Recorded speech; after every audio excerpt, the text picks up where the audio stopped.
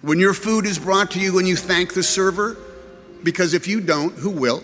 When you pick up the litter that has missed the recycling bin, because if you don't, who will?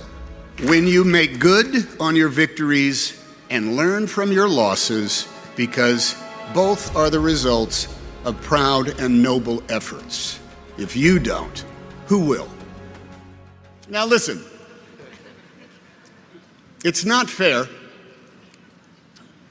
but please don't be embittered by this fact, that without having done a lick of work,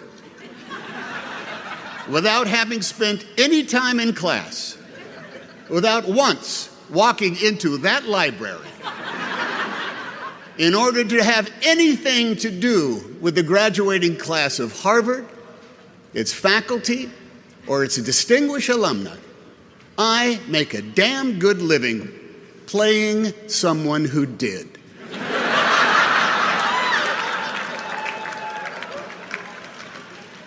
It's the way of the world, kids.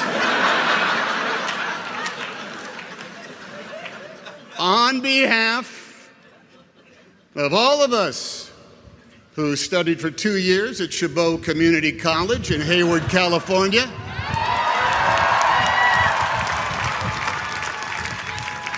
2 semesters at California State University, Sacramento, and for 45 years at the School of Hard Knocks, earning a Bachelor of Arts degree in one damn thing after another. Thank you. Thank you. I don't know much about Latin. I have no real passion for enzymes. And public global policy is something I scan in the newspaper just before I do the Wordle. And yet here I am, closing for Josiah, Palace, and Vic. Thank you, guys.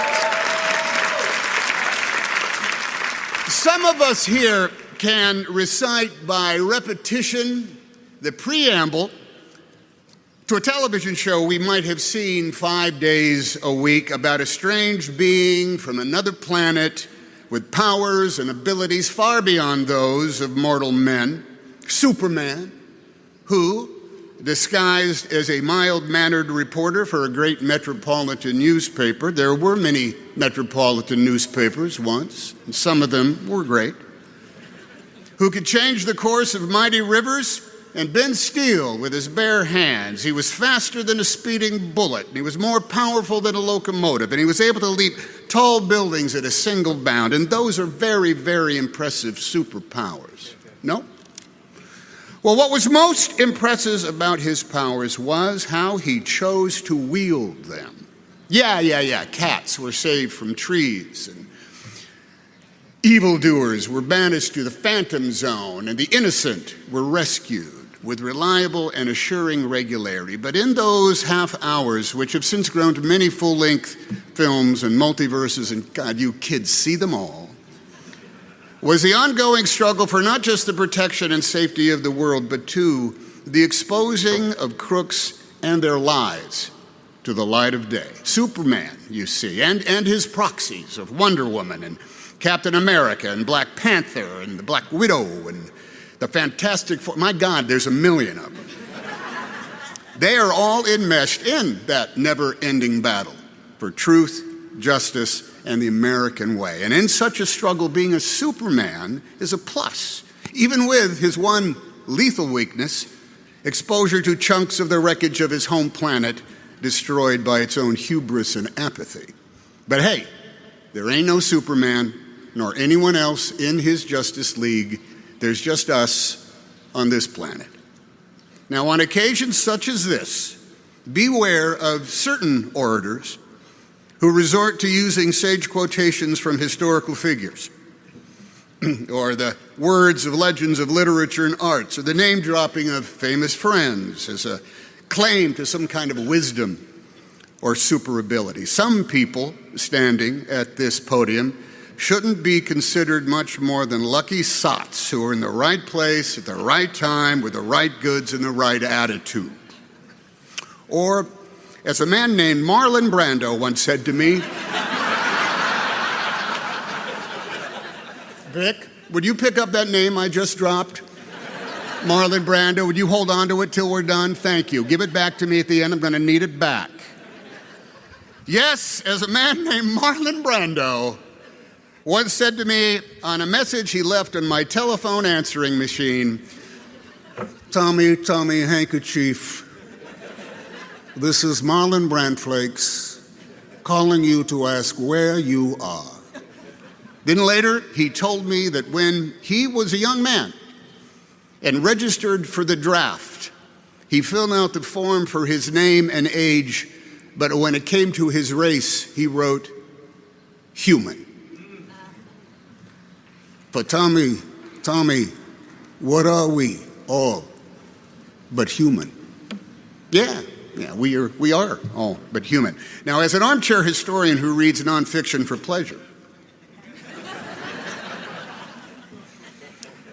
the books divine that there has never been a graduating class that has not faced the greatest challenges of all time.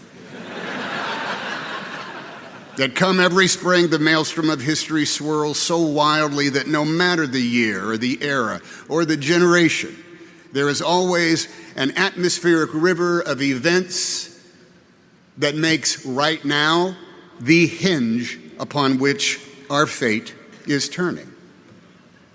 And we here in the stands look at you all in the caps and the gowns, and we hope, oh, at last help is on the way.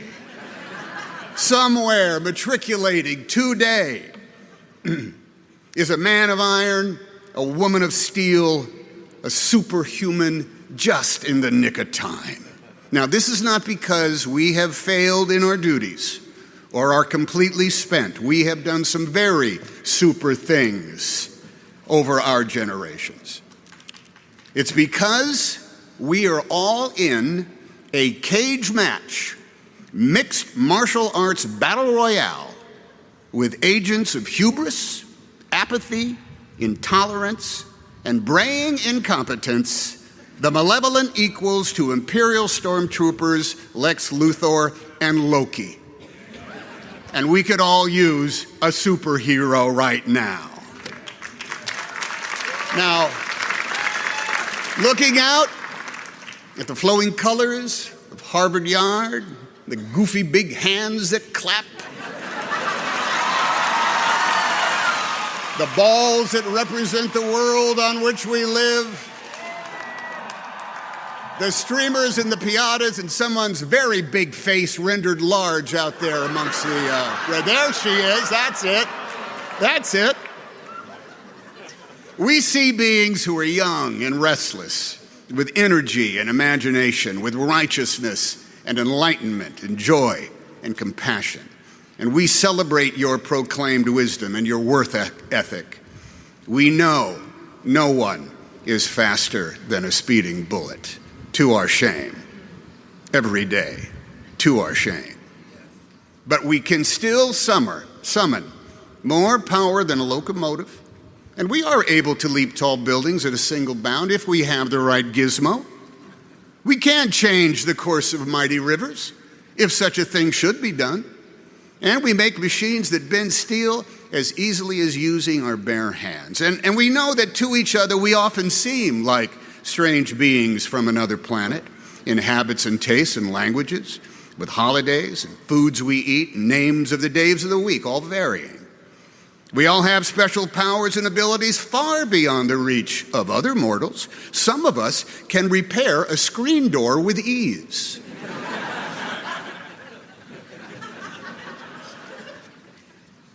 Some of us can take care of a 5-year-old kid and a toddler for 24 hours a day and never stop loving them.